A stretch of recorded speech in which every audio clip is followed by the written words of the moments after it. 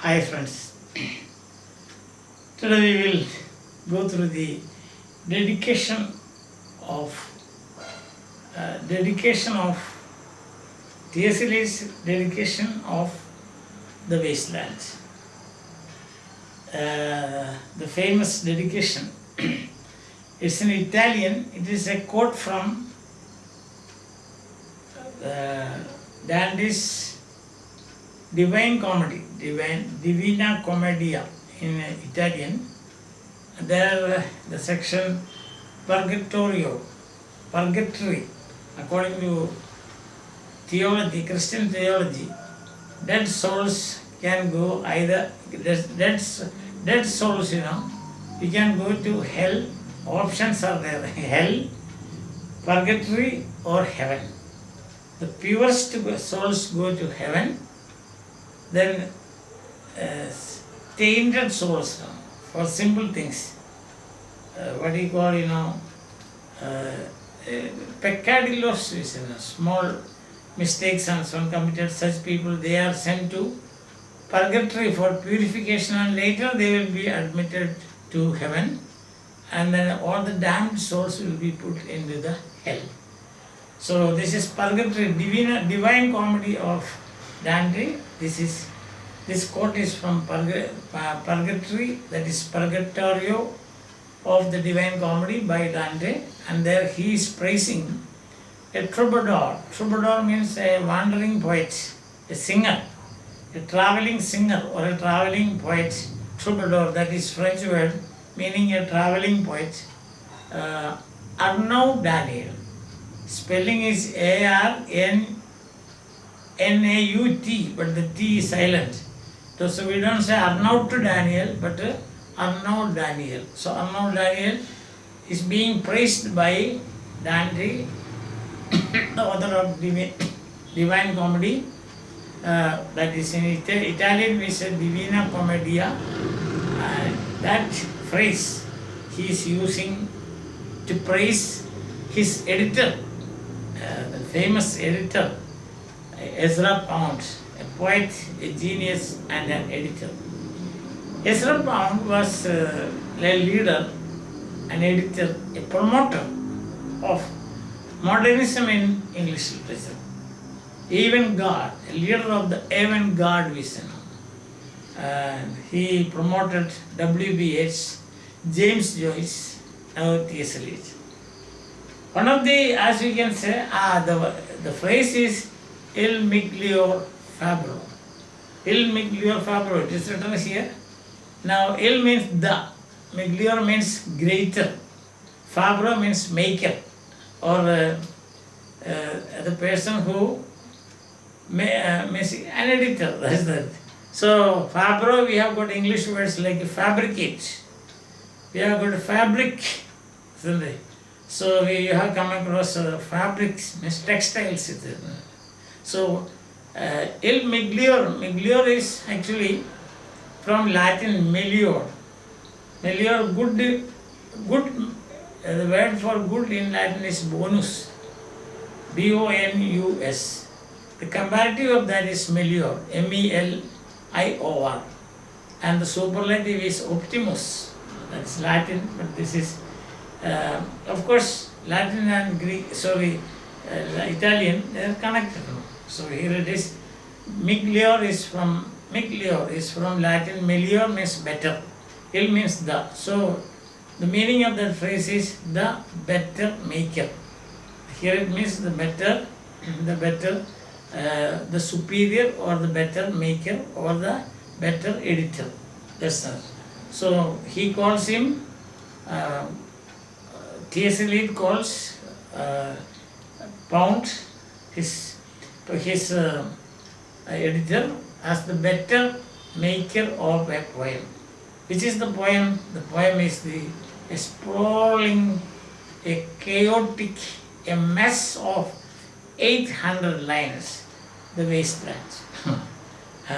And this text, this particular comparatively a gigantic, you can say, text of this poem published in 1922.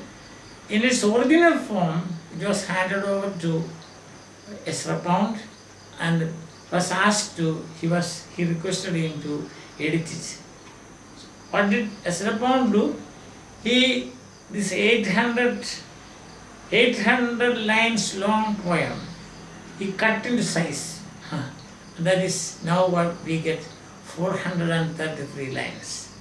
So this is the editorial work done by Ezra Pound, and that is why, and it has now focus, it is sharp, it is focused, it is sharp, and it is in size. We can hold it to that extent, see. So therefore, what T.S. Eliot says is that he is a better craftsman, or he is a better maker. So a measure scrolling 800 lines. Now there are two sections that he totally removed, his surgical knife. His surgical knife means his pen. What is the first one was a very long imitation of Alexander Pope, and the second was a very long narration of a shipwreck. That's why we get a very small lyric, the fourth part, Death by Water. It was a very long section of a description of a narration of a shipwreck. So those things over. So it was when the poem was handed over to Wasteland, was handed over to Ezra Pound for getting edited. It was a heap of broken images. That's the thing. A heap of broken images. The shaping force behind this poem and the final version was Ezra Pound. That's why he calls him miglior fabbro, the better craftsman. So better means before that there should be a good. Then who is the good craftsman? That is T.S. Eliot himself. And later he calls him, because of this work, editorial work done by him, ruthless editing it is. In literary history there is no such partnership. This is the first and last, I think, of this part. About Shakespeare it is said he did not even blot a line. But in this case it is not like that. It is really craftsmanship. The poem was written, then handed over to, he couldn't manage it, it was a mess. It's a kind of a broken image, so to say. So that was the innovations that he brought into this, Ezra Pound brought into this poem is jump cuts. Jump cuts, that means cinematic technique. One frame, then another frame. If you look at it, you won't find much connection, but there is a connection. For example, you find seasons at the beginning, burial of the dead. April is the coolest month. And after 6 lines, then what you get is then summer. Okay? Summer showers and sledging and all those. Comparatively, there is no relationship. You don't find an organic connection between first 6 lines and the German passage, as we say, next 8 to 18 lines. That's it. So, summer surprised us. That is, just imagine what a gem it is. Just before that, winter kept us warm, feeding a little tuber and all those things. And suddenly, gems too. Summer surprised us coming over the Strandbergers with a shower of rain. So that's called gem cut, or you can cinematic technique, and now that has been well appreciated by the public as well as, all those people who are reading and are concerned about this poem. So that is the great work done, great editorial work done by him.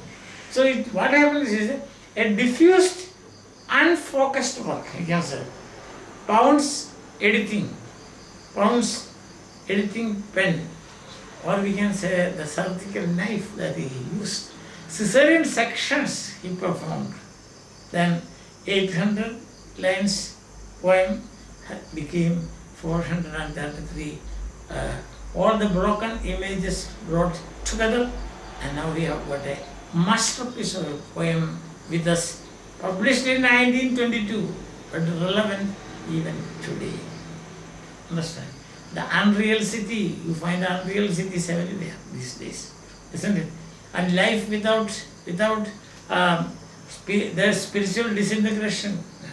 There is a sterility of human relationship. You find it that today also. That's why the poem is attractive, or the poem matters even today. Hope you understand. Il miglior fabbro, the better craftsman. And that is Ezra Pound, the editor of this. And it's a tribute given to a poet, a peer, so to say. A peer poet, you can call Ezra Pound, because both are poets, by another great poet of the 20th century.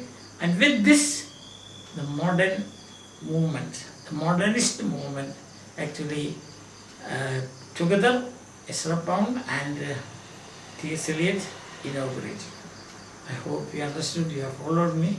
So the next lecture we get into the poem itself. So now the third one. First one I told you about something about this, some general introduction and so on. Secondly, the Sibylla episode. And now third, it is the editorial episode. You have got the Sibylla episode. Now you have got the editorial episode. And now what comes is the episodes in the poem itself.